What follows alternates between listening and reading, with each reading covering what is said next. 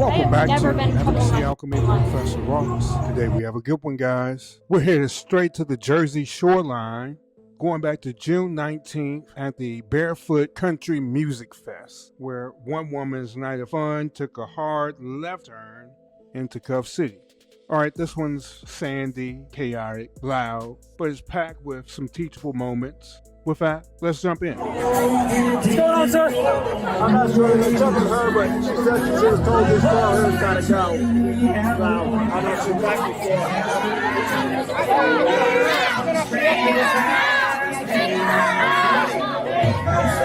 She's gotta go. She won't live. You alright?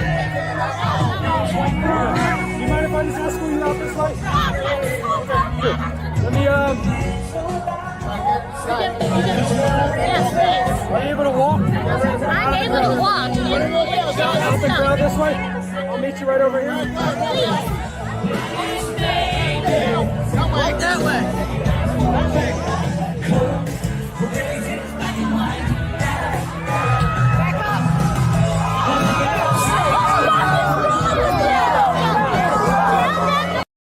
Stop touching me. Stop touching me.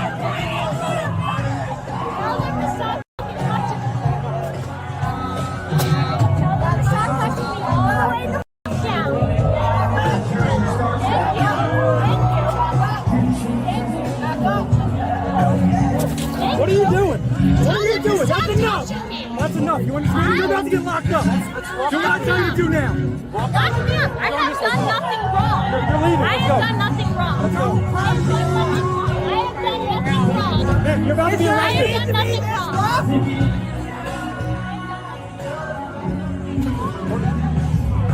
We're going out. Stop. Let's just go. Out this way, ma'am. Ma'am, this way. What are you doing? You got to leave. I'm not going to be an example on the way out. I have done nothing wrong. Look, I want you to shove somebody so that you could be arrested for that. I'm choosing to not do that. If you don't comply with me, I will arrest you. You gotta come with me. Let's go. Young lady, let's go.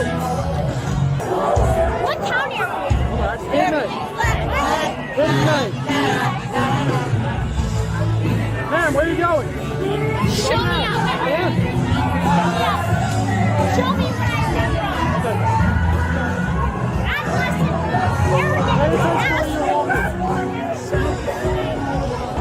What are you doing? I'll be like somebody.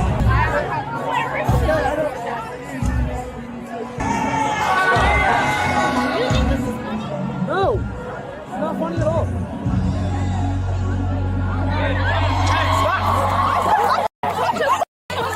Get on the ground. Get on your stomach. You're under arrest. Get on your stomach. Do it now. Give me your arms. Give me your arms. Do it now. Give me your arms. Do it now. I got cuffs. I got cuffs. I got cuffs.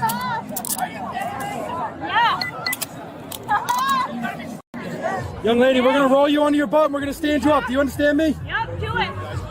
Sit on your butt. Do you really think you need this? Stand up. Do you really think? Stand up, okay? Yep.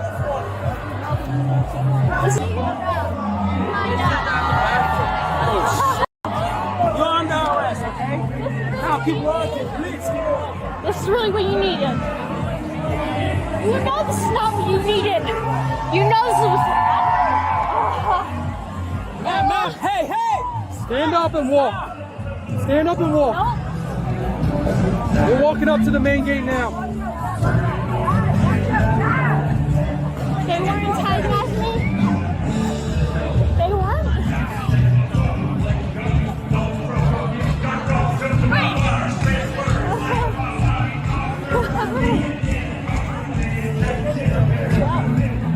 Watch your back, watch your back, watch your back. What's up, guys? What's up? Get on with me. Excuse us. We're gonna go through this gate here.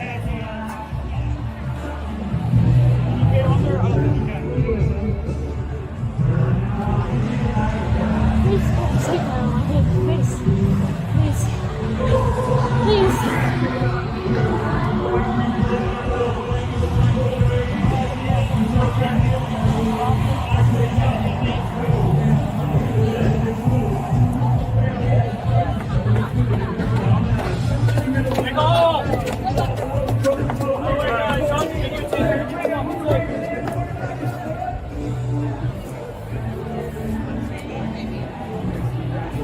up, guys? Come through.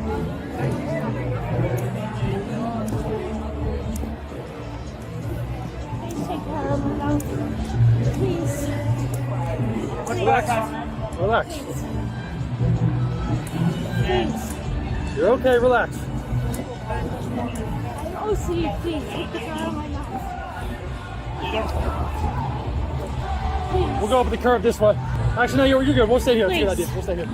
Please take care of my mouth. Please. Let me help you out. Please. Relax. Just relax. You made some mistakes tonight. Did I? You did. I did. Okay. Alright. Where are you going? That's what you think? Relax. What are you doing? Put my skirt down so everyone doesn't see my twat. I'm 40 years old. I've been with 3 men. You stay still. All she was doing was having a good time. The girl next to us started it. I watched her try to throw a swing at somebody. And then even as we tried to walk out of here, I tried to treat this like a gentleman, and she took another swing at somebody. Take care of my mouth, please. How does that sound? Does that sound like a good idea? In front of the police to take a swing at somebody? No, it's not. A lot of mistakes are made. I support the police. You're going to support us by paying your fines now. I'm just going to go towards my Look at salary. my... You think I wanted to roll around and fight with you on the sand? Do you think that that's what I'm interested in doing? It's not. Okay. We'll look that up. You're under arrest right now for disorderly conduct and resisting arrest, okay? Thank you. Listen, I'm going to take these cuffs off you so I can get this purse off of you, okay? Don't move when we take these off. We're going to put them right back on. Take this left hand and put it on top of your head. Do you understand? I have never been in trouble in my life. My dad was a fire. Take this left hand and put it on top of your head. Do you understand? Put it on top of your head. I'm going to take this off you, okay? Yeah, let's do that. No, it has to go with her. Hold on one second. We're going to switch cups Well, out. I'm locked out of my motel room. For the time being, I can give you the key. Is the key in her purse? Yeah. Come with me. Do I really need to spend Can you hear him? the night? Can you hear me? Please start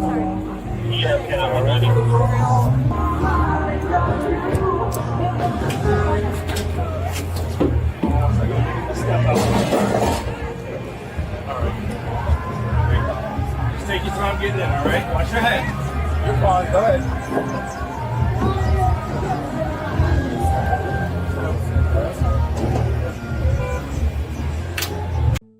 Okay, so Charlotte Patterson, that's the woman's name. She's hit with just 2 charges, disorderly conduct and resisting arrest. First, let's start with disorderly conduct. This is found at the New Jersey Statutes Annotated 2C, Section 33-2. Under the New Jersey law, a person commits disorderly conduct if they do one of the following. Either 1, cause public inconvenience, annoyance, or alarm, engage in fighting, threatening, or violent behavior, create hazardous conditions without some legitimate purpose, or use unreasonably loud or abusive language while in public. So here the woman Charlotte was yelling, refusing to leave, and apparently swinging at people, and all of this was a part of the larger problem of causing confusion at the packed, crowded festival. And that's the exact reason why this petty offense law was built. All right, moving on to our next offense, resisting arrest. This is found at the New Jersey Statutes Annotated 2C, Section 29-2A. And it defines a resisting arrest as any time a person purposefully prevents or attempts to prevent a law enforcement officer from making an arrest, and they use physical force against the officer. And it gives some examples like fleeing, pulling away, or otherwise obstructing the arrest. Now here, once the officers decide that she's under arrest, there was a point where she tried to run away or something, and they had to take her to the ground. We heard the officers tell her several times, stop resisting. She was doing the opposite. The pulling, the twisting, the refusing commands, that's all going to fall within the purview of this law. Now, it's important to understand that both of these are very small offenses, okay? So we're talking about just probably a ticket. She might have to spend the night in jail, but in the end, this will probably just end up being just a ticket she can pay, a couple $100 and, go back home. But next, let's move into our evidentiary standards, because these are going to be important every time we have to deal with the police. All right, let's move through our 6 evidentiary standards. We'll start at the lowest and we'll work our way up to the highest. So starting first with mere suspicion. Now this is the weakest level, and it's simply when the police or the government just have a feeling that something's off. There's no concrete proof yet to prove anything, and also the government can't really take any legal action at this level. Now what will happen if the police or the government have mere suspicion? They're going to go on high alert. They're going to be looking for something to go wrong. They're going to be policing the area, right? Moving up one level to reasonable suspicion. Now at this level, the police or the government, now they can briefly detain someone. This is when the police can point to some articulable facts to help strengthen their belief that there's some criminal activity afoot. Here we have the police coming up, everyone yelling, "Kick this person out." This person yelling and refusing to follow any basic directions, and from what it seems to us, causing a scene, and that gives the officers a reasonable suspicion that she might be a person that's committing disorderly conduct.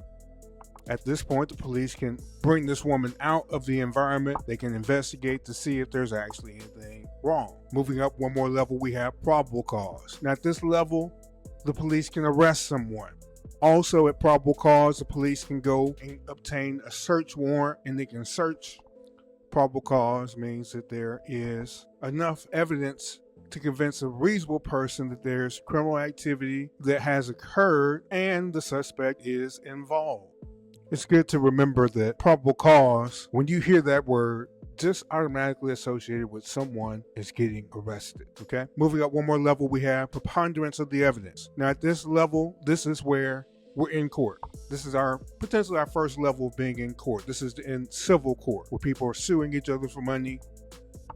At this level, all that's required is 51% of the evidence in our favor to win our action. Preponderance of the evidence means that it's more likely than not that our claim is true. This is the level for all of those initial civil cases. People are arguing over contracts, or if you have a city ordinance that you violated and they need to bring you to court. All that's required for any side to win is 51%. All right, moving up one more level, you have clear and convincing evidence. Now, this is also still a civil realm, but at this level, this is where cases are going to require more evidence to win. To win these type of cases, it's going to require about 75% of the evidence being in your favor. Clear and convincing evidence means that there is a high probability or a substantial likelihood that the claim is true. You use this standard anytime you come to court for family law cases where you're fighting over children, mental health commitment cases. Sometimes you'll see it in certain guardianship realms. Many times when you're dealing with a government agency, you might have to deal with them to this standard.